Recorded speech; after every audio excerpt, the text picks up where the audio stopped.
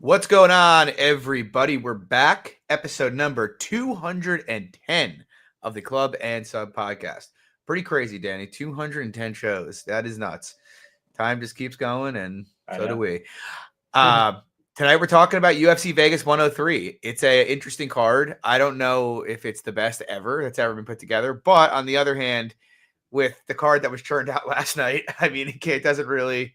Although entertaining card as it turned out, it doesn't get, in terms of quality, much worse. So, yeah, I'm excited to break it down, as I always am. Back at our normal time slot on Sunday night. And guys, if you like the show, drop a like, subscribe. It would help us out. And as always, check out fightnumbers.com.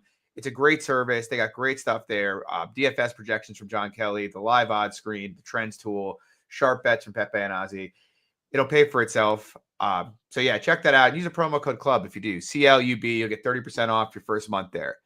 So yeah, before we get into this week, we can talk about last night briefly. It was a good night for me. I ended up 4.89 units on the night, which was good. I had a unit on Eric Meconico, which was bad. I thought he would be a bit more game than he was in that fight. He just seemed spooked off the rip there. Did not seem like he wanted to be there. Got knocked out pretty viciously. Didn't go great, but my next bet, I had 4 units on Austin Vanderford at an average price of plus 118, and that went really well. It's funny. I was like pretty nervous going into the fight with the reverse line movement. I was like, is he hurt? And I don't know about it because like I taped it and he should have a huge grappling edge here, which he did. And he handled business accordingly.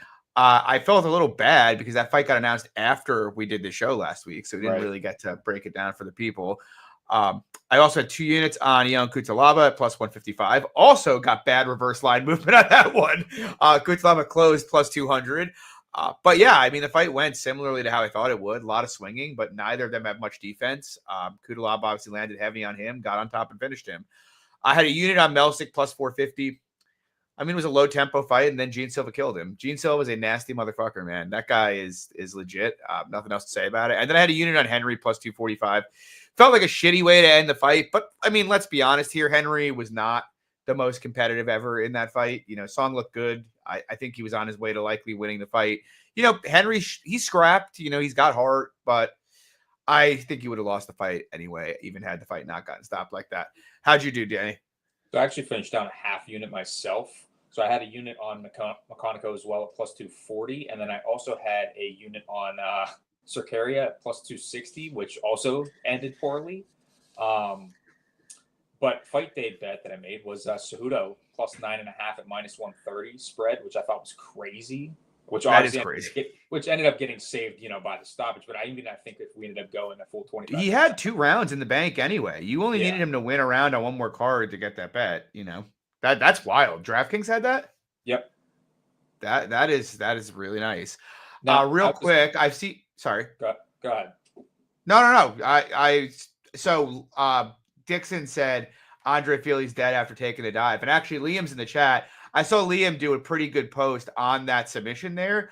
I don't think he took a dive. I just think he thought he was safe, and it got locked up on him faster than he realized. And, sometimes when it's got enough bite on it, it doesn't really matter whether you're in full guard or not. What did you think? Do you think Andra Feely took a dive? Did he go Derek Minner? Bad look on his part for sure, but no, I don't think he took a dive by any means. No, I agree. But yeah, I mean, we can move on to this card. It's an interesting card. I haven't made any official bets yet. I'm gonna have a few though, and we'll talk about them here. What are your thoughts on the card? Are you excited for it? I'm excited that it's a 4 p.m. start time. Honestly, with freaking 2 young kids, these late night cards absolutely just wreck me on Sundays. So that'll be fun. And yeah, I mean, it's a pretty fun card. Name wise, a lot of name value on it. Nothing too top heavy by any means, but decent name card. We got Brundage back again. That'll be a fun fight. Always fun. That'll be a fun fight as well. Yeah. So, I mean, without further ado, let's get into it. First fight of the evening. We got, and just for everybody to let y'all know, we started from the top last week. We mixed it up briefly, but we're going back to our roots here. We've been doing it one way for 5 years. We're sticking with that way. We tried it once. We're going back. Eddie said, best haircut I've ever had. I appreciate it, man. It's looking good. My wife was shocked by it when I came home with it on Friday, but I think she likes it. So Anyway, Charles Johnson, Ramazan Tamarov, current price, Tamarov minus 132. The comeback on Johnson plus 112. I really wanted to like Johnson coming into tape here. Obviously, you know, we've been fans of his, bet him a bunch of times throughout his career thus far. And I do think this is like the first of several fights on this card where I think one fighter is clearly more skilled, but also kind of deserving of being an underdog. The truth is, I think Johnson's better. You know, he's got better output. He's a lot taller. He's a lot longer, which should both be big advantages here. But, you know, we know the way Charles works. You know, he works at his own pace, and, you know, what happens. Has a tendency to give away rounds. But that concerns me less here because, like, Tamarov, to me, he's like a flyweight swinger. You know, like he comes out, swings big, swings for the fences. It's not a great style for flyweight, but he's very, very fast, and he hits very, very hard. And my concern is, like, we know Charles isn't going to come out here and try to double leg him off the rip here. He's going to come out. He's going to strike with him. And, you know, he's the better striker. He should win the most of the striking. The problem is we've seen Charles get cracked a ton. And the speed gap here is gigantic. I think Tamarov is very, very capable of hurting or knocking out Johnson for the first time in this fight. On top of which, I also think, like, I know he doesn't profile as a decision winner, but like it wouldn't shock me if it's the kind of fight where he lands like 3 or 4 big shots on Johnson and it just swings a couple rounds his way. So like with that dynamic, it's like, yeah, I mean, is the line off? Maybe. Do I want to get involved when Charles is probably going to eat some heavy bombs early? Probably not. Like I'm going to think about looking for live on it. I feel like we don't have props out yet, but maybe we'll get decent numbers on 2-3 because I do think Tamarov style profiles of the kind that's gonna, you know, very likely cardio dump. So yeah, I mean, Dravi just said it in the chat. Like that's kind of how I analyze it as well. Like I feel like he's gonna have some issues early in this fight, and I don't feel the need. Like if it was plus 150, if it gets out there, like I'll take a shot at Charles. But otherwise, I'm either gonna look live or see, you know, what late round props look like. What are your thoughts here? I kind of think the line where it's at is fine with that slight lean on the Tamarov side. Like to your point with the striking, that's kind of what would be holding me back from a bet on the Tamarov side because I mean 7-inch reach disparity I think is a huge talking point in this fight. 5-inch height talking too. Point. Yes, 5-inch height advantage as well. He's also at a striking disadvantage in the fight. I mean, to your point, just big swinger on the feet, not a lot of combinations, just one and done. Yeah. But I do think he can land those big power shots on the feet. And then in terms of the wrestling, I do think he can land takedowns as well. So. Yeah, I sort of did too. So I'm assuming you're passing this, you know. I am passing, but yes, I lean in on the Tamarov side. Yeah, agreed. Moving on, we got Montana De La Rosa coming back off a win over someone else in this card, Andrea Lee. She's taking on Luana Carolina, who's on a bit of a run here. 3 wins in a row for Luana Carolina, looking in the best form she's ever been. Current price, Luana's minus 135. Comeback on De La Rosa, plus 115. What do you think here, Lex? So only bet of the card so far. I bet De La Rosa for a unit at plus 114 on DraftKings earlier today. I just think the line should probably be flipped. So, you know, De La Rosa maybe 55, 60%. I think to me there's only one girl who can win in dominant fashion. It's De La Rosa with that grappling upside.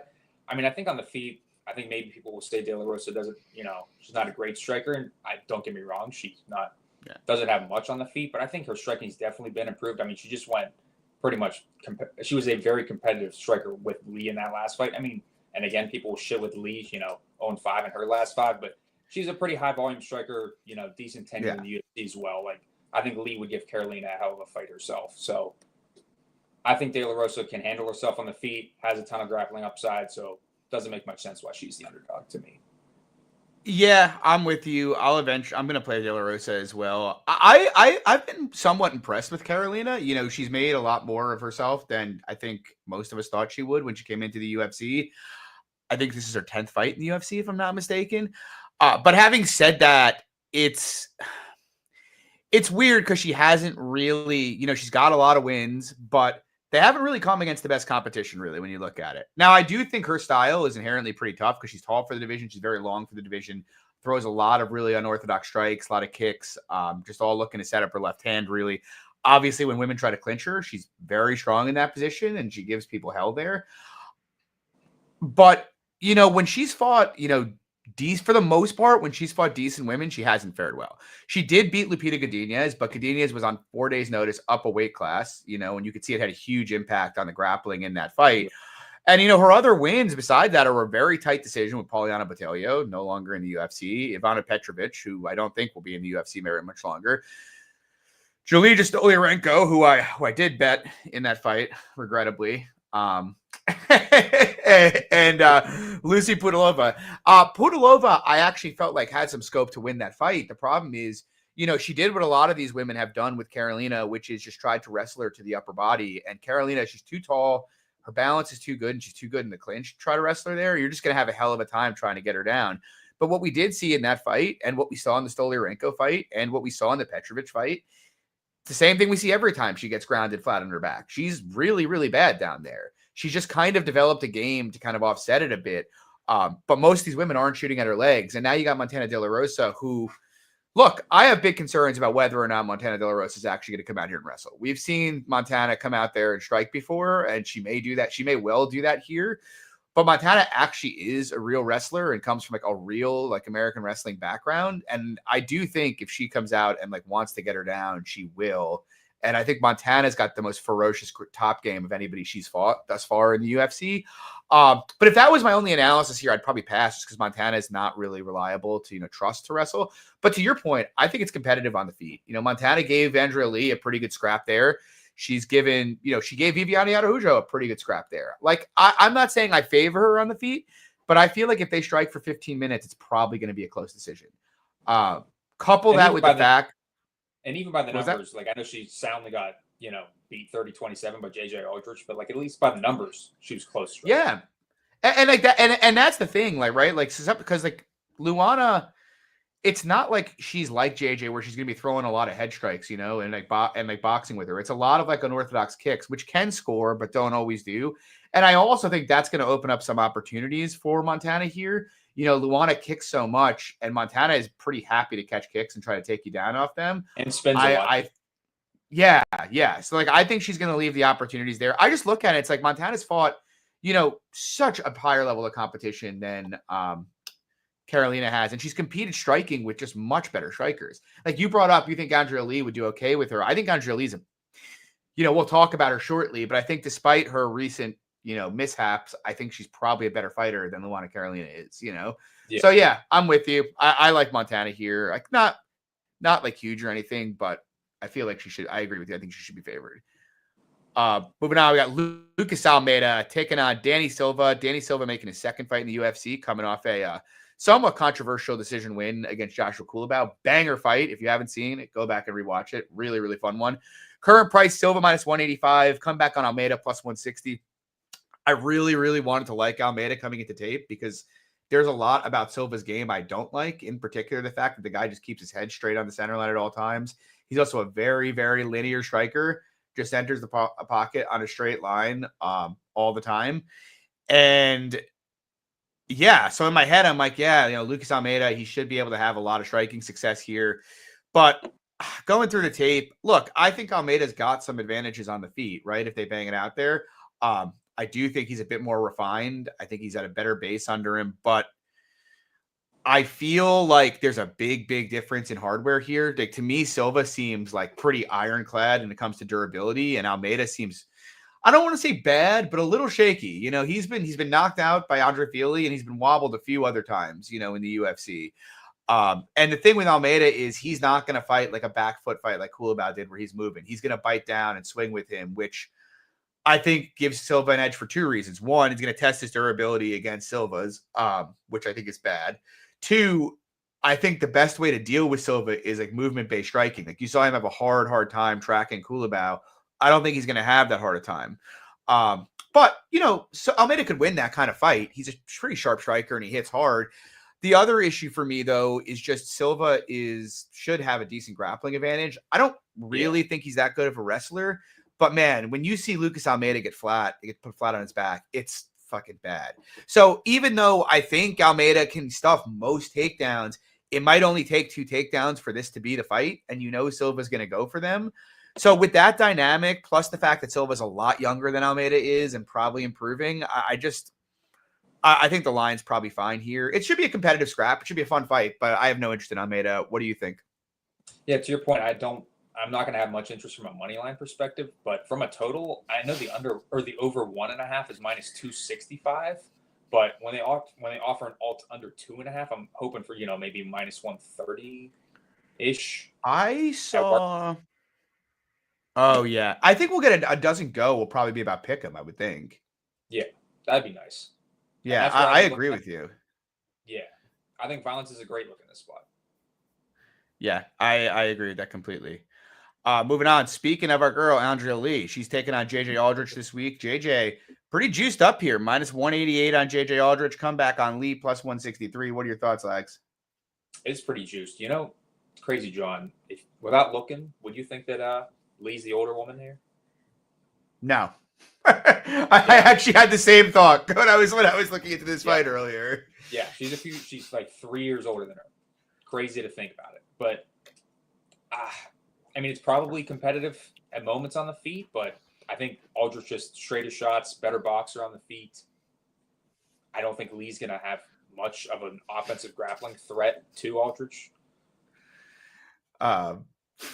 So I think Aldrich wins the decision here, quite frankly. I think it's a good fight. I haven't. There's a part of me that wants to bet Andrea Lee, but it's like, how many times do we have to do this song and dance with Andrea Lee? Where it's like, it's like the kind of thing where it's like, when I die, I want Andrea Lee to help put me in my car, to like put me in the ground so she can let me down one last time. Like that. That's been the story of my career betting Andrea Lee. But in fairness though, on this run, she has like the strength of schedule's it's been pretty tough. It's been very tough, and she's had a couple pretty suspect decisions in there, along the way. Yeah. But like losing to Miranda Maverick on the feet was pretty reprehensible, in my opinion. Yeah.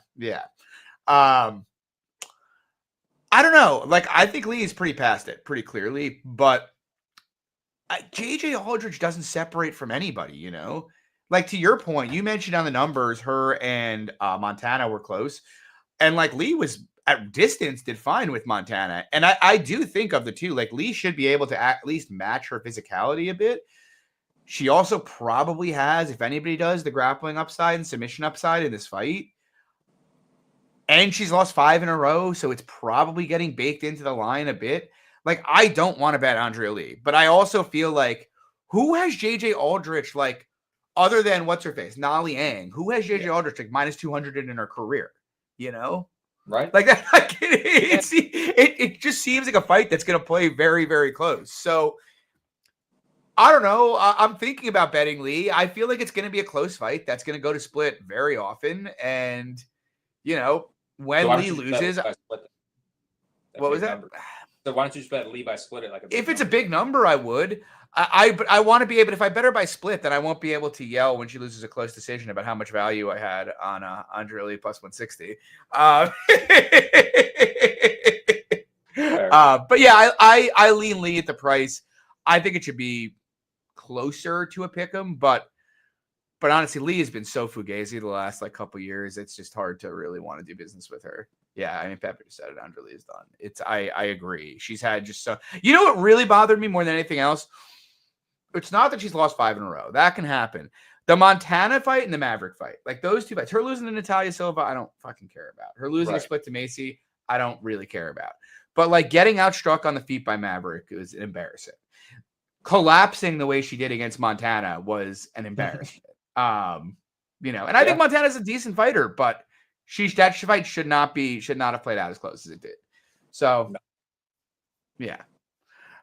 Moving on, we have got Douglas Silva de Andrade coming back at nearly 40 years old to fight Sexy Mexi, John Castaneda. Current price, Castaneda minus 230. Come back on Andrade plus 195. What are your thoughts here, Legs? Another one where I think the price is probably fine on Castaneda. I think he's got a ton of advantages here. I think he's got a ton of volume here. I think he has got the cardio advantage. To me, I think Andrade is more or less like finish reliance. Like his work rate has just been so poor lately. Cardio is not that good. I think not that I think there's a high chance of it happening, but I think Castaneda can mix in some grappling as this fight goes on. So to me, I think Castaneda should be a big favorite. Yeah, I agree with you. It's funny because I was trying to make a case myself for Andrade here, just because, obviously the aggregate of their careers, Andrade was probably, at least his prime, was the better fighter here. But I mean, his prime's been gone for some time, and like we've seen, Castaneda is not really afraid to step on, the pedal, except for his last fight with Daniel Marcos. But like Andrade doesn't have the kind of jabs and counters to like deter him the way Marcos did. A lot Not of at this speed point in his coming career. back too there. Yeah. I feel like Andrade could have some like maybe early success here, just like while he's fresh and, fast. Because he still seems to like bring it in round one in most fights these days. But I agree with you. I mean, Castaneda is a pretty underrated fighter, just very well-rounded, great cardio, great work rate, very, very tough. And, Andrade is a gangster, but maybe he's this week's Rob Font, but I don't think so. I kind of think he's on the I shouldn't even say on the back end. I think he's on like hole 17 out of like 18 here. It's. I was gonna say, just to chime in real quick, I think a good spot on this fight would be like a round 3 decision. Like I think that's probably going to be like close to pick 'em, maybe plus, like slight plus money on that. That could actually be interesting. Yeah, I mean the fight that like really sticks in my head, it's like the Miles Johns fight. Like Johns being able to deter Andrade as much as he did, it's really hard for me to picture Castaneda and just not getting off much more offense in this fight. So. Yeah, I lean Castaneda. I don't really. Do you have any interest in the price? I minus 230. I honestly kind of think there's probably some value on it. I just don't. I don't like betting on Castaneda style at this kind of juice. It's and that's what kind of why, like I was gonna say, that's why I would opt for the round 3 decision because I mean, do I think he has finishing upside? Yeah, but it's minimal when it's all backloaded.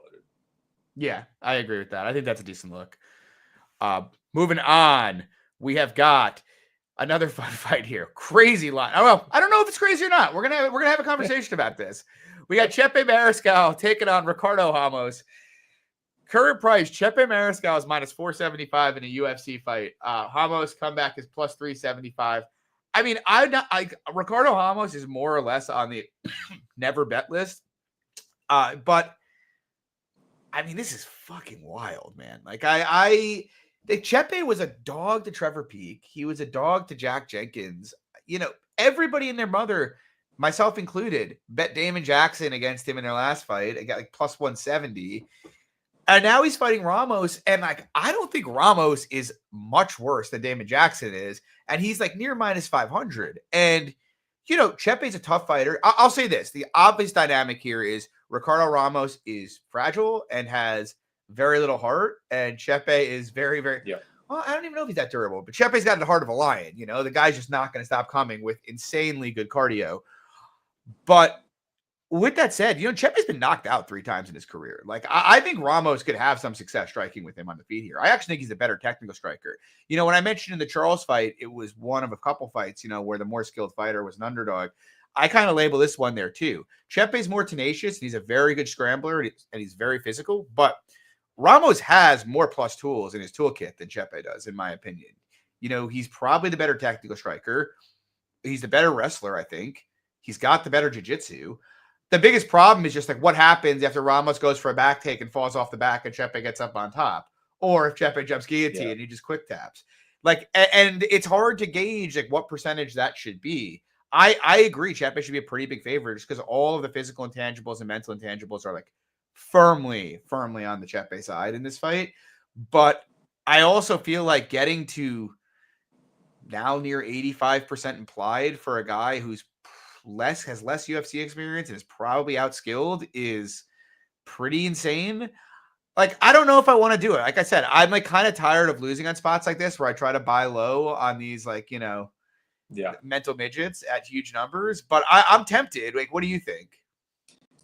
So the pushback I'll give you on the one point you made, there was the wrestling, though. I don't think Ramos really has a wrestling advantage here significantly. I don't think he's a great wrestler to begin with.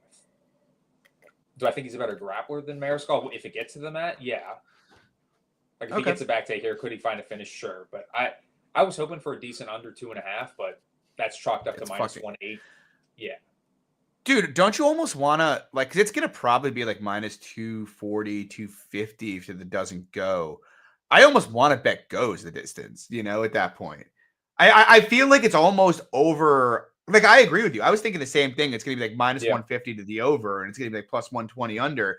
But it's basically now implying, because Ramos has been finished twice recently, that like he's just a lock to die. And it's a 145-pound men's fight with, you know, 2 Brazilian Jiu-Jitsu black belts who are going to probably mostly grapple for most of the fight. I feel like taking a small stab on the goes the distance if it's a big enough number isn't that crazy, personally. What do you think? It's tough just because when we were both on Jackson in the last fight, like, I mean, the shots that he was eating, though, like, you think Ramos is staying at all 15, it's tough. It really is tough for me to say it, but no, if he melts like Jackson did, no, he'll go out. He'll get finished, you know. Right. How many decisions has Ramos been to actually in his career? Not many, I don't think. 7. He's 6-1 in decisions, actually. Oh yeah, I like forgot Ramos fought Joshua Culibao. Like, literally, this is like the last fight I have to tape, and I literally forgot that Ramos fought Joshua Culibao. that is funny. Anyway, moving on. We got Danny Barlo taking on Sam Patterson. Barlo chalked up as a big favorite here. He's minus 310. The comeback on Patterson plus 260. Do you agree, disagree? I feel like Patterson is going to be a pretty popular dog this week. Are you on board with that? I am not on board with that. And so right now the under 1.5 is at like Pick'em. Another one where, again, an alt under 2.5 when that comes out, like, I think that's a great parlay spot. Like minus range, minus 260 range. Again, this seems like a very violent fight to me. Like, Patterson doesn't move his head a ton. Barlo, to his credit, I should say, you know, his striking defense isn't great himself, but he packs a ton of power. I think he's going to find the chin of Patterson. I think this is probably an early finish, quite frankly. Yeah, so Dravi said what happens if Patterson gets on top, and that's kind of my concern here. I am not overly interested in Patterson at the money line just because I think the athleticism difference between the two is like gigantic here. Like, Barlow's way faster, he moves much better, he reads shots much better, and I know he looked really bad in his last fight, but he broke his arm in round 1, so it's like, how much do you really want to punish him for that fight? He still dug through that and won a decision.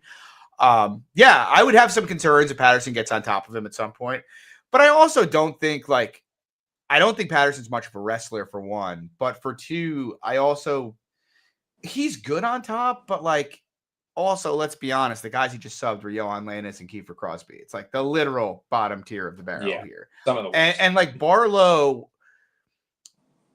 he had some sketchy moments on bottom regionally, but like, he's still pretty young, and he's like a guy that's that explosive and that good of an athlete. I think is going to be pretty hard to hold down, at least while he's fresh.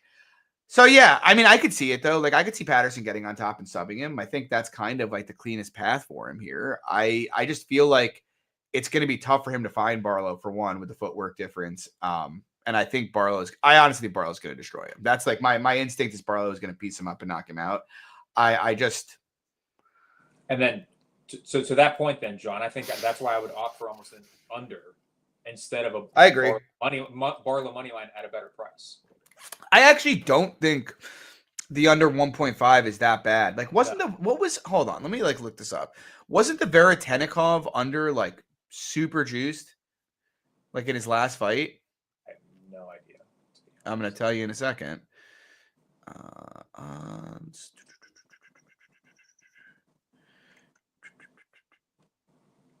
I remember where I was for this card. That was a disaster. It was. Oh no, never mind. It was not. All right. Yeah, I don't know. I lean Barlo though. I think he's gonna win by knockout personally. Yeah. But I'm kind of with you. I wouldn't mind I do, because Patterson seems like a pretty big liability if he has to get into extended exchanges. And to your point, if he does get his thing going, you know, he could probably sub him on the mat here. It probably is a finish.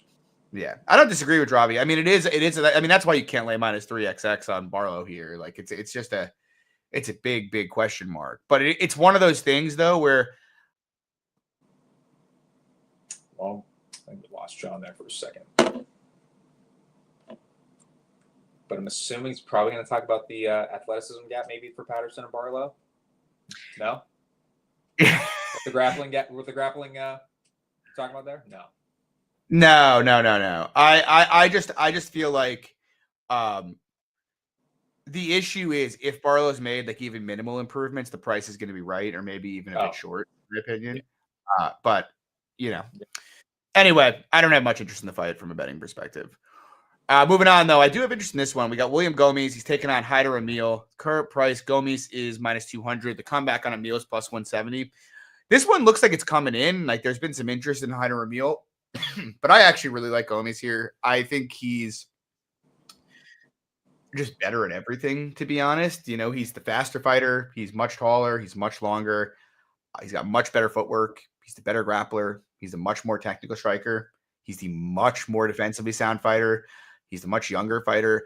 I feel like everybody's looking at Emil get 2 KOs in a row against Fernie Garcia and the Korean guy. And, you know, everybody hates William Gomes because he fights in a very, very boring manner. Right. Whereas, like, the true I think the price should be a fair bit wider than this. And the issue is, like, look, could Emil knock Gomes out? Yeah. I have a very hard time picturing Emil being able to dictate exchanges, though. He's a very linear striker. He doesn't cut the cage off particularly well. And giving away the kind of footwork, speed, and athleticism disadvantages here, I think he's going to have a hard time pinning Gomes down in the pocket. And, like, Gomes, believe it or not, has not lost a single round striking in the UFC yet. I mean, he literally clowned Joe Anderson Brito on the feet in his last fight. Yeah. Like that he was just piecing them up the entire time they were there. And like Brito, I don't think Amil is capable. Like he's tenacious, obviously, but I don't think he's capable of bringing the kind of pressure fight that Brito brought to him with that kind of physicality and pace for, you know, we've seen Amil slow down before. I think there's a broad assumption that,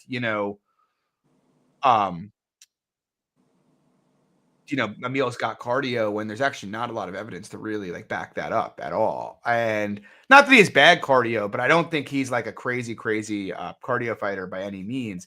Dravi said, what do I think of the small cage? I don't think it really matters all that much. I shouldn't say it doesn't matter. It does matter, but like we saw William Gomes make Francis Marshall miss for 15 straight minutes in the small cage, where that was mostly the narrative around why Marshall was a big favorite to begin with.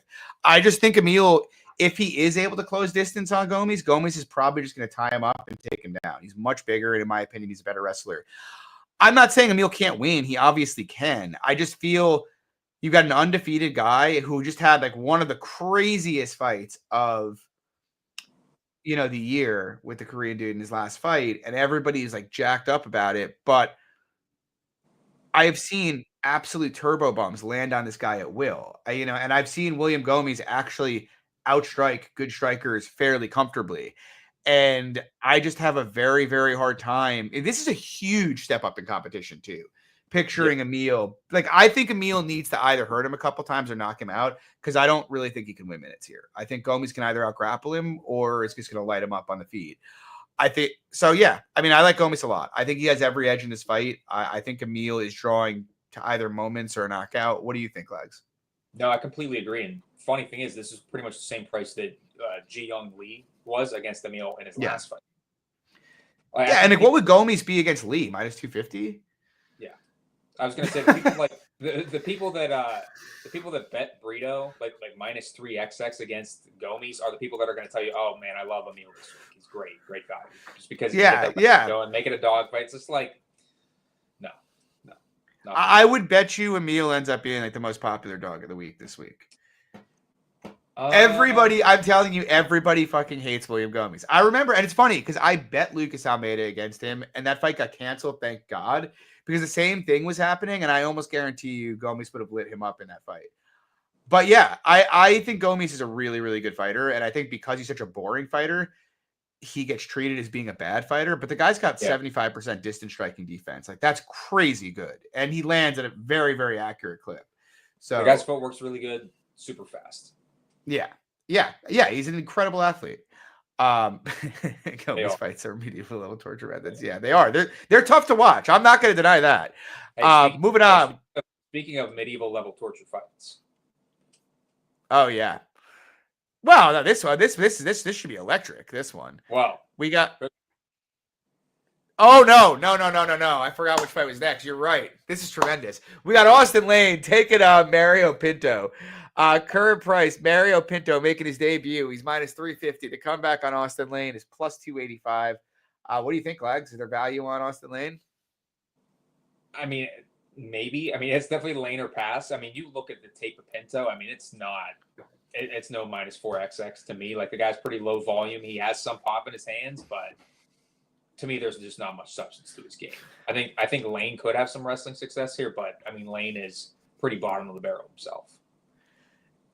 I think Pinto's gonna fuck him up, to be honest. Yeah. I'm not laying like it's funny because I kind of like wanted to lay it, and the more I thought about it, I'm like, dude, I can't lay minus 350. I'm like a heavyweight striking debutante, but I actually don't mind Pinto's defensive grappling. You know, he's got pretty good hips, and he seems to have a pretty good get up game. And if you can like shut down Lane's grappling, he doesn't really have much other than like lunging front kicks and overhands. You know, he's just kind of a goofy mess on the feet. And I think Pinto's actually, in my opinion, look, the level of competition he's fought has been subterranean. So, you know, obviously take everything I say with a grain of salt. But he looks like a reasonably technical fighter for a heavyweight. Like, he's a decent athlete. He's only 26 years old, which is super young for the heavyweight division. And he packs some punch and can grapple okay. Like, that's a pretty good base for a heavyweight fighter. And Austin Lane, I know he beat Frabelis to Spain in his last fight, but Austin Lane's like the worst heavyweight on the roster, if we're being honest. Probably like the worst heavyweight on the roster. This is seems very, very deliberate matchmaking. I am kind of, and we probably won't get a great price on it. I was going to say I'm kind of interested. We might actually. The over-unders pick him. 1.5. I'm kind of interested in Pinto KO if we got like a 150 or a 200. Glenbot said, how's Pinto's takedown defense? I think it's pretty good, personally, from what I've seen. Lane's probably the best wrestler he's fought, though, so, you know, it's hard to say definitively. But it looks good to me. I mean, he seems to have pretty quick hips, so I think Pinto's going to fuck him up and probably knock him out. So, yeah, give me Pinto. Maybe have you thought about the under at all? I might think about it. The problem is Lane just doesn't have much, like... Yeah, like, to your point, if he doesn't get the wrestling going, I mean, he's kind of a sitting duck standing. Yeah, but the problem with an under, though, right, is that like you're relying on Lane having some of that finishing equity in there, which I'm not sure that he does have. Yeah, so that's why I think, to your point, the KO is probably the better choice, especially with that being at number, if it is that number. Dixon said, did I call him Fidelis? No, Fraudelis to Spain. Yes, fraudulent fucking bomb. What? And no offense by any means to what I'm about to say first. It's a shame that Austin Lane has a UFC job and Parker Porter doesn't. Like, that is a tragedy. It's crazy. You know what's a tragedy? That when Rabelis tripped, that Josh Parisian didn't get on top of him. Like, I got so much shit for betting Josh Parisian that week, dude. Only for like to be completely vindicated about how dog shit Rabelis to Spain is. You know, just ridiculous. Moving on, though, this is a banger fight. It's probably the fight that everybody wants to see on this card. We got Nasrat Haqparast. He's taking on Esteban Ribovics. Ribovics coming off of maybe the fight of the year last year with Daniel Zellhuber. Current price, Ribovics is a big favorite, minus 270. And the comeback on Nasrat is plus 230. What are your thoughts here, Lex? So we were chatting about this a little bit before the pod. I mean, I more or less think that Ribovics probably wins a minus EV decision here. I think it's a bit of a dogfight on the feet. I mean, obviously, Nasrat has no grappling to speak of. But in terms of the striking, though, I mean, Ribovics is definitely hittable himself, but I think he brings more volume to the table. I think he brings more power to the table. I think he's got better cardio. I think he's got more heart as well. I think the big chalk is fine for me. I do not really agree with you. I am going to bet Nasrat here for sure. What do you think the under? What is the under right now? Under 2.5 plus 210. That's a big price. I mean, they've both been hurt. I mean, Ribovics especially has been hurt like 3 times in the UFC. I feel like, I mean, I agree with a lot of what you said about Ribovics. He does have a big heart. He's obviously, you know, willing to push through adversity and fight through it. But I look at it and like, I feel like you can make Ribovics a favorite on like those attributes in his cardio, but he's almost certainly the worst technical fighter in this fight. He's taking on a southpaw in Haqparast. He hasn't really seen many southpaws in the past. I feel like he's getting all the credit for durability, while like the only guy that's ever put down Haqparast is Drew Dober. You know, Haqparast is actually really durable himself. He's been in some barn burners. I feel his stock is like artificially low because of the Jared Gordon fight. But man, when you redirect that fight, like Gordon was doing some really clever things to slow him down. First of all, they're in Saudi Arabia where it's like 100 degrees in the arena. But second of all, Gordon attempted like 14 takedowns in that fight and kept clinching him up. Like he's not going to have to worry about clinching with Ribovics. They're going to sit there and they're going to bang it out. And in my opinion, he's probably not as durable as Ribovics, but he's the much more precise striker of the two, and he's the much more defensively sound striker of the two. So I look at it and I feel like, yeah, I lean Ribovics on, you know, the ability to push through and probably push harder late. But I think it's going to be a really competitive fight. I think Nasrat has almost, maybe even more equity to hurt. Early in the fight, I think Nasrat has more equity to hurt Ribovics than the other way around. He's got a really hard left hand. He's going to have, I don't think he's going to have many issues setting it up and landing. I feel like Ribovics is getting a lot of credit for beating Daniel Zellhuber, but like, the fuck is Daniel Zellhuber beating? He got outstruck by Trey Ogden to a decision. You know, like he's a decent prospect, but like, let's be honest, I don't see any reason that Ribovics should be getting power ranked like this against Nasrat Haqparast. Minus 150, minus 185, okay. Minus 270 for a guy with zero grappling upside, whose defense is stopping punches with his chin against a pretty sharp striker, a southpaw nonetheless, makes zero sense to me. So I'm going to bet Nasrat here. I won't bet him big, but I will have a piece of him. I like the Nasrat side in this fight. Moving on. Now, this also might be the fight everybody's coming here for. And this can't stay as the co-main, right? This is like... I mean, this is going to be an electric co-main. I mean, I kind of wish they flipped this fight with the last fight we just talked about. I mean, that kind of makes more sense for a co-main. I mean, even... As shitty as it probably is going to be, it's probably going to be fast. I mean, the Lane fight as a co-main. Yeah. I mean, how many times have we seen like shitty heavyweights as co-mains or mains? I don't really understand like how Cody Brundage and Julian Marquez found their way into a co-main event, but here we are. And the current price on it is Julian Marquez minus 180. The comeback on Cody Brundage is plus 155. And I'll be honest, I don't really know what to do with it because Julian Marquez is fucking awful. Like he's one of the least talented fighters in the division. He's a bad defensive wrestler. He's got suspect cardio. He's a suspect kickboxer. He's like offensively potent somewhat, and he's got a nasty guillotine, and he tries really hard. What? And a suspect chin, yeah. And his best attributes are his guillotine and the fact that he tries hard, but he's really not a good fighter. And he's minus 180 against Brundage, who I don't want to say Brundage is a good fighter. He's not, but Brundage is he's got some plus skills. Like he's a good wrestler. He's got okay offensive jiu-jitsu. He's got decent control. He's got some pop in his hands.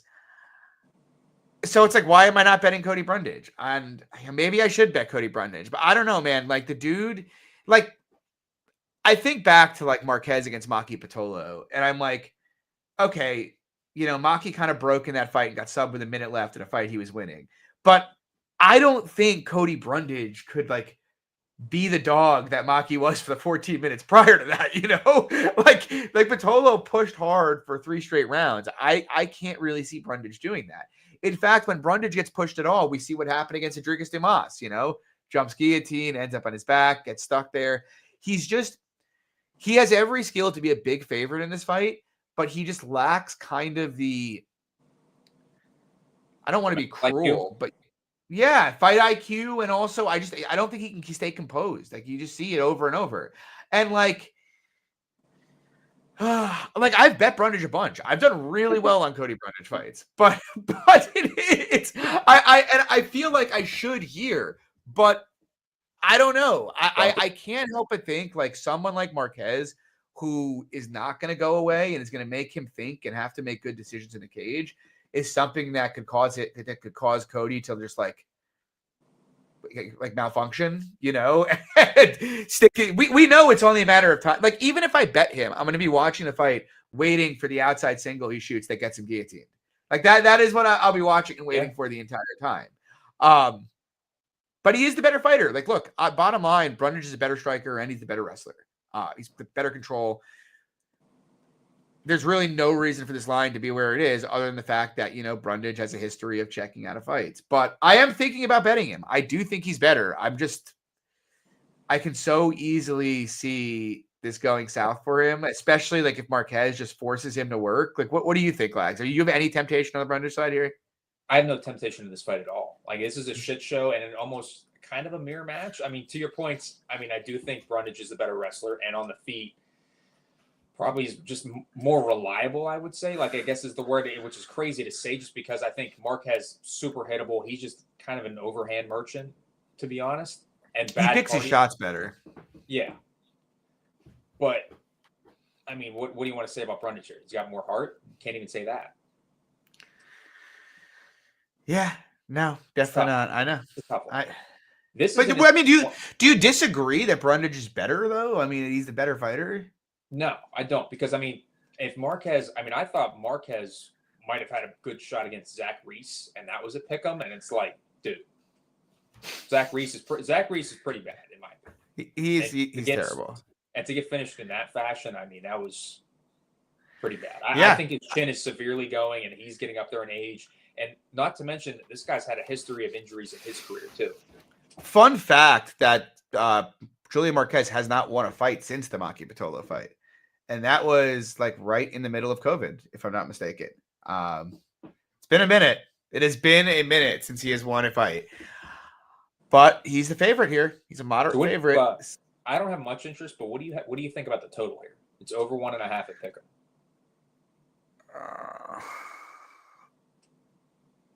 I lean to the over. Like that's.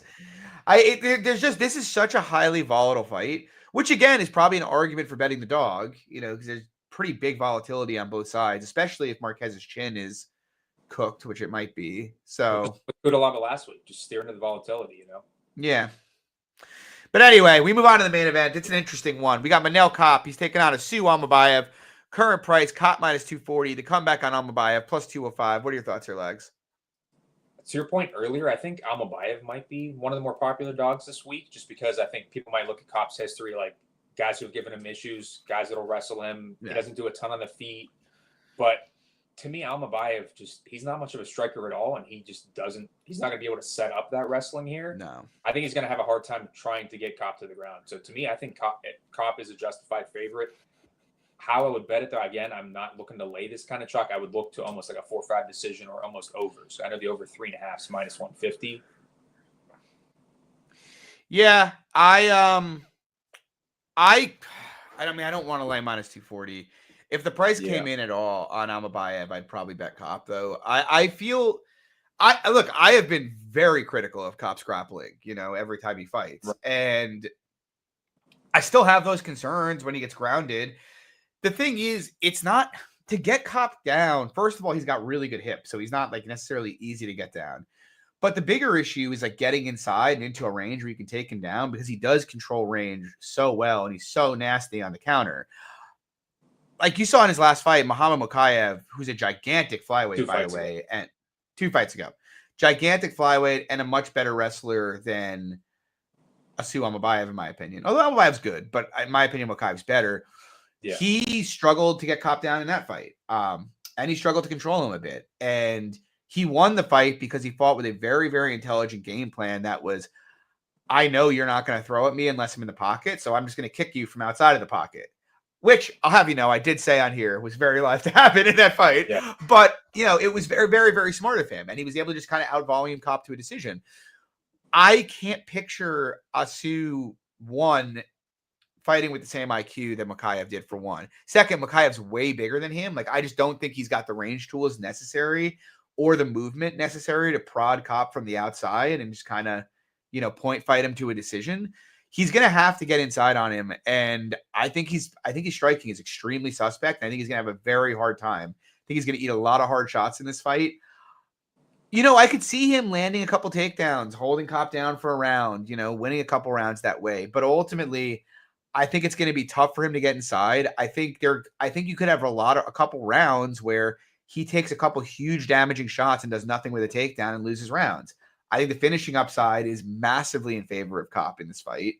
The athleticism gap is gigantic. And I still, you remember, like, I was not very high on Asu coming into the UFC. I still think the guy is a bit wilty if things don't go his way. Even in his last fight with Nicolau, if Nicolau wasn't so freaking chinny, he probably would have won that fight, So now he's here fighting Manel Kape. And I know the instinct is to bet the grappler against the guy who's kind of bad on bottom, but I just feel like the difference in physicality, athleticism, and the difference on the feet is massive here. And I think it's going to be hard for Almabayev to even get where he wants to go. So, yeah, I think the price is fine. Could even be a little bit wider, in my opinion. I think Kape should win. I think he's going to probably knock him out. Or I shouldn't say probably. I think there's a good chance he'll knock him out, though. And I'm actually, the under is plus 120. I'm kind of interested in it, to be honest. Okay. I don't think Almabayev can take the beating that like Bruno Silva took, in his last fight. I really don't. I'm almost positive. So, yeah, those are my thoughts. I lean Kape there. If it got to like minus 210, I would play it, honestly. But I don't think it's going to come back there. So, we'll see what happens. But yeah, guys, that'll do it for tonight.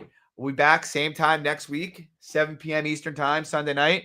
Check it out. Please, again, if you like the show, drop a like, subscribe, and good luck on your bets next weekend. And we got a pay-per-view next weekend, don't we? We do have a pay-per-view next weekend. So maybe we'll do a little contest for that. Yep, and maybe have a guest on. Or we could try to do like a meeting of the minds and see if you want to see if you want to merge Brady and Wheezy into the show for a night. I don't know. I know they're on like this roughly the same time. Yeah, we could talk to them. We can talk. I'll have our people reach out. We'll put a poll out there and see what people want us to do. We'll do something fun for it. I don't know what it'll be yet. Sure. Maybe we'll just get shit faced till we vomit on screen. I don't know. We'll figure something out. Yep. But anyway, guys, we'll see you next week. Good luck on your bets this weekend, whether you're following, whether you're fading. As always, you can follow me on Twitter at MMA Fox, Danny at Danny_Lags. Always down to chat. And yeah, see you next weekend. Peace.